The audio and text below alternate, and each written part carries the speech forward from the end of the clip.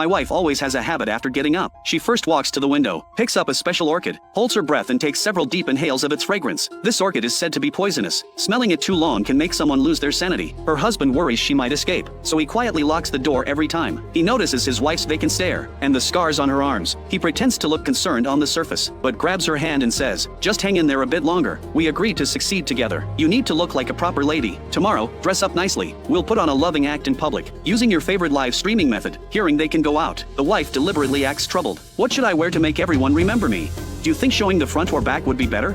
The husband half-jokingly says, "No matter what you wear, I'll love it." On the surface, they're joking around, but inside, they're both calculating their own schemes. However, the husband doesn't know his wife acts quickly. The next day, while their daughter's friend goes to school, the wife quickly tosses out a note, though when she looks up, the wife has already shut the door and windows. But In-hai knows this note is about her sister. In-ju soon receives a photo of the note that In-hai took. The wife wants to tell her, "I'm being held captive by my husband. That's why you can't reach me. But don't worry, I authorize you to go to Singapore alone. There's no problem with you attending the orchid auction for me." Seeing this message, In-ju secretly feels pleased, because she's planning to use this Singapore trip to do something important. The husband seems to know In-ju will go to Singapore. He has his subordinate Mr. Chui pretend to accompany In-ju, then find an opportunity abroad to kill her. The person In-ju trusts most right now is Mr. Chui, because Mr. Chui told her she has 70 billion in assets under her name. But he doesn't know someone else is planning in secret. The daughter secretly crawls into her mother's room at midnight. Because the daughter discovered her father might be a bad person, the daughter and her good friend go to an abandoned attic based on memory. It's filled with lots of old things, but they're certain they can find what they're looking for. Strangely, when they open the photo album, every single photo has a small piece cut out, obviously intentional, as if someone doesn't want people to discover a certain person's existence. Suddenly they find a box. When they open it, they're stunned. Inside is a miniature house. They search through it piece by piece. Suddenly they discover the truth they were looking for. A doll model wearing red high heels hanging in a cabinet. No wonder she's always had these images in her mind since childhood, because when she was little, she always played with this as a toy. If In-ju hadn't discovered the drawing she made, they wouldn't have followed the clues to find this rundown attic. This discovery makes the daughter even more suspicious that her father is two-faced. Thinking about how her mother is often confined by her father, she becomes even more worried that her mother will be tortured to death by her father. But she doesn't confront her father. Instead, she decides to secretly crawl into her mother's room at midnight and wake up her sleeping mother. Unexpectedly, her mother is in unusually good spirits, but she still decides to take her mother away. In-hai quietly listens outside the door. Unexpectedly, the wife tells her daughter, "Your father and I have made up."